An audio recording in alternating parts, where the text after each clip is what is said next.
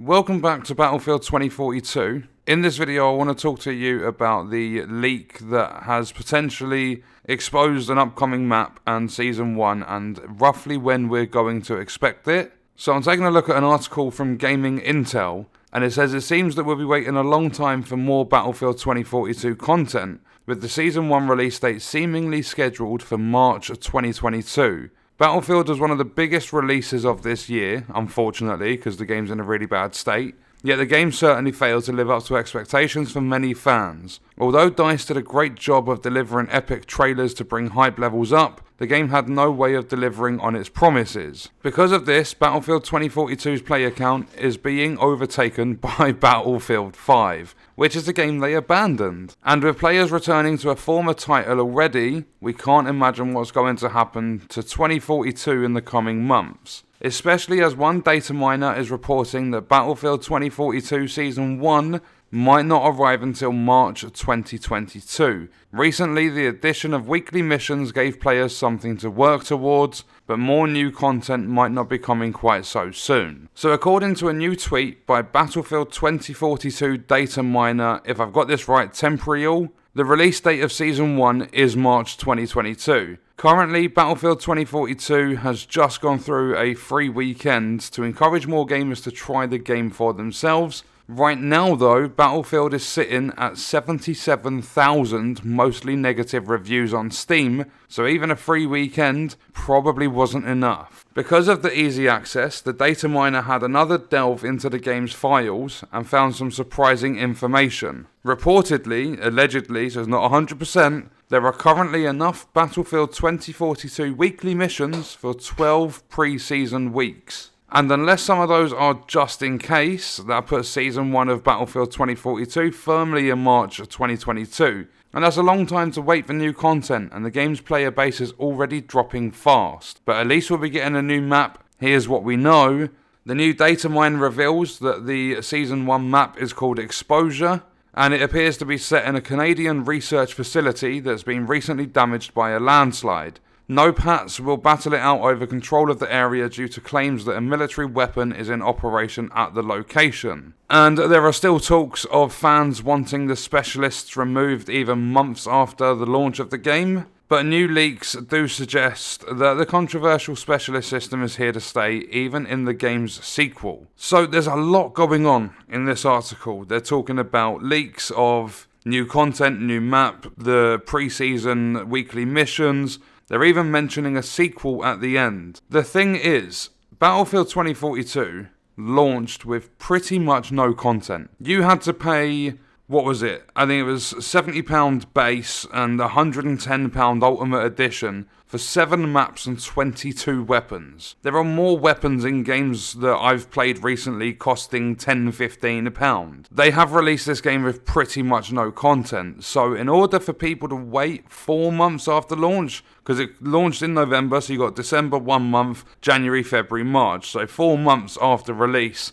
and all the content that's coming is possibly 1 or 2 weapons, you'll see a new specialist at least, and there'll be 1 new map. So you'll have 8 maps to play on, from 7 to 8 in 4 months. That means, in the span of a year, you could potentially be looking at 3 new maps to come into the game. So would it be worth buying Battlefield right now? No, definitely not. I wouldn't even go near it with a 10-foot barge pole.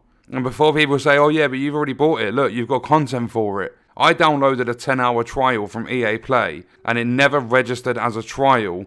I've played 15 hours, and I'm still playing on the same trial. So I haven't given them any money. I've downloaded it as part of my subscription, and it's just carried over from its trial for whatever reason. But I would say it's definitely not worth playing right now. I would wait until it's been out for a year, so November, December, sort of 2022 time, because you might have a little bit more to play. But not only that, they've been releasing major updates already to try and fix some of the issues in the game, so in that year's time, they could possibly have it in a really good state. The game has gone from, when it launched, 100,000 concurrent players on Steam. It dipped down to, I think it was like 30,000 after a week or 2. Then it went down to 20,000 slowly, and then the free weekend on Steam brought it back up to 50,000, and now it's back down to 20k again. It's already dipping because the game's not free for people to play. People aren't interested. If I don't go off the article and I actually search for the game on Steam myself, it is currently sat at 77,592 reviews with 33% being positive. So its overall rating is mostly negative, and this game released on the 19th of November.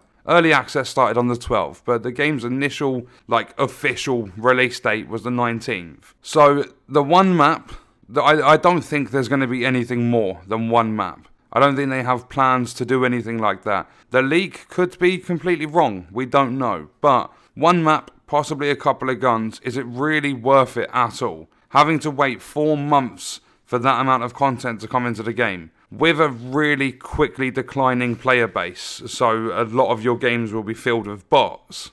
And when you do play the game, you have 7 maps, 22 weapons, you've got 2 all-out warfare game modes, being Conquest and Breakthrough, you've got Hazard Zone, then you've got Portal, which is by far the best thing in the game. But not only that, just very quickly before we wrap this one up, people are talking about the specialists still and asking if they can take them out of the game. That's never going to happen. What they did with the specialists was implemented them into the game instead of just your normal class system where you have support, engineer, assault, whatever they were back in the old Battlefields. I can't remember the names off the top of my head. But they added the specialists in, so they have those monetization schemes in place already. They're built into the foundation of the game, so that if they wanted to make extra money, they can just go, boom, we're working on 2 specialists for this season instead of 1. But you're going to have to pay for them separately, and this one has really cool features. It's all to make money, and this isn't DICE that's doing this. This is EA. They're publishing this game. They are known as one of the greediest corporations in the gaming industry,